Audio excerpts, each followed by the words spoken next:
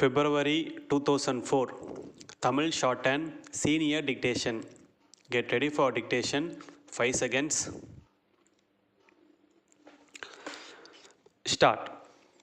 தலைவர் அவர்களே, இன்று மாண்புமிகு கால்நடை பராமரிப்பு மற்றும் மீன்வளத்துறை அமைச்சர் அவர்களால் அவை முன் வைக்கப்பட்டுள்ள மானிய கோரிக்கைகள் மீது பேச வாய்ப்பளித்த தங்களுக்கு முதற்கண் எனது வணக்கத்தினையும் நன்றியினையும் தெரிவித்துக் கொள்கிறேன். நமது நாட்டின் மக்கள் தொகையில் 75% பேர் கிராமப்புறங்களில் வாழ்ந்து வருகின்றனர். அந்த ஊரக மக்களின் பொருளாதார மேம்பாடு விவசாயத்தை அடிப்படையாக கொண்டது என்பதை நாம் அனைவரும் அறிவோம். ஆனால் கடந்த பல ஆண்டுகளாக இயற்கையின் ஒத்துழையாமை, உற்பத்தி செலவு அதிகரிப்பு, விளை பொருட்களுக்கு சரியான நியாயமான விலை கிடைக்காத நிலைமை போன்ற பல்வேறு காரணங்களால் விவசாயத்தின் அடிப்படையிலான கிராம பொருளாதாரம் மிகவும் பாதிக்கப்பட்டுள்ளது என்பதை எல்லோரும் அறிவோம்.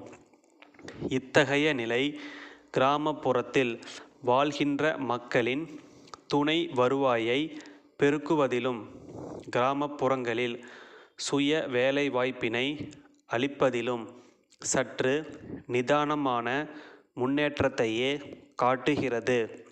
இதனை கருத்தில் கொண்டு மாண்புமிகு தமிழக முதல்வர் அவர்கள் தொலைநோக்கு பார்வையில் ஊரக பொருளாதார மேம்பாட்டிற்கும் சுய வேலைவாய்ப்பினை அதிகரிக்கும் பொருட்டும் புதிய 15 அம்ச திட்டத்தை கொண்டு வந்துள்ளார்கள்.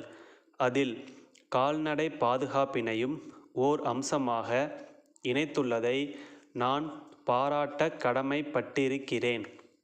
தேசிய கால்நடை கொள்கை வரையறைகளின் அடிப்படையில் உருவாக்கப்பட்டுள்ள தமிழ்நாடு கால்நடை கொள்கைகளில் கண்டுள்ள பல்வேறு சிறப்பு அம்சங்களை நான் வரவேற்க கடமைப்பட்டிருக்கிறேன். கால்நடைகளின் உடல் நலம் பேணும் வசதிகளை விவசாயிகளின் இருப்பிடங்களிலேயே அளித்தல், செயற்கை முறை கருவூட்டல் பணியை தீவிரப்படுத்துதல் ஆகிய பணிகளை கிராமப்புறங்களில் சிறப்பாக செய்வதற்கான தீவிர கால்நடை அபிவிருத்தி திட்டத்தின் கீழ் கால்நடை மருத்துவ கிளை நிலையங்கள் ஏற்படுத்தப்பட்டுள்ளதை நான் பெரிதும் வரவேற்க கடமைப்பட்டிருக்கிறேன்.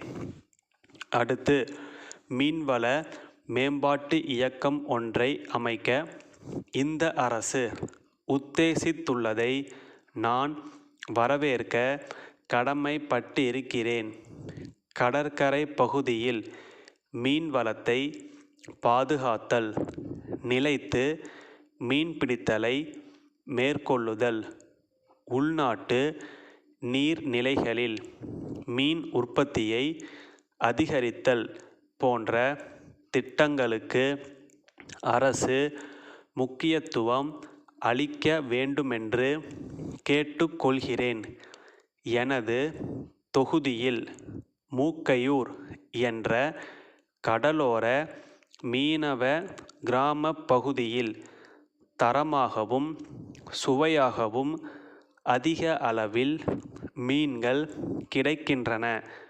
ஆனால் அந்த கடல் பகுதியில் வருடத்தில் ஏப்ரல் மாதம் தொடங்கி 6 மாத காலத்திற்கு தென் திசையிலிருந்து வீசும் காற்றினால் மீன்பிடி படகுகள் கவிழ்க்கப்படுவதால் அந்த பகுதி மீனவ மக்கள் 6 மாத காலத்திற்கு இடம் பெயர வேண்டிய நிலை உள்ளது.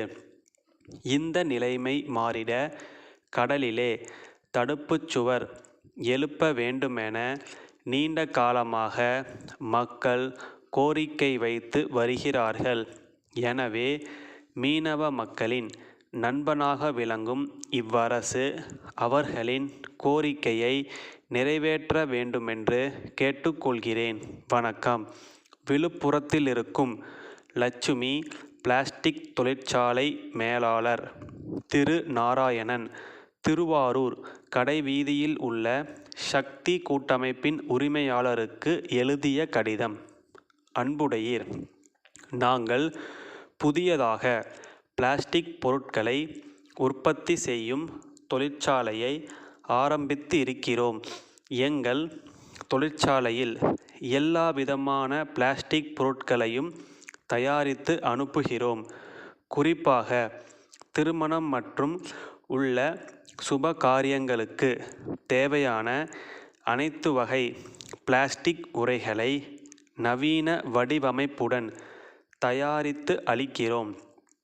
எங்கள் நிறுவனம் தயாரிக்கும் பொருட்களை திருவாரூர், நாகப்பட்டினம் ஆகிய மாவட்டங்களில் விற்பனை செய்ய மாவட்ட அளவிலான ஏஜென்ட்டுகள் தேவைப்படுகின்றனர்.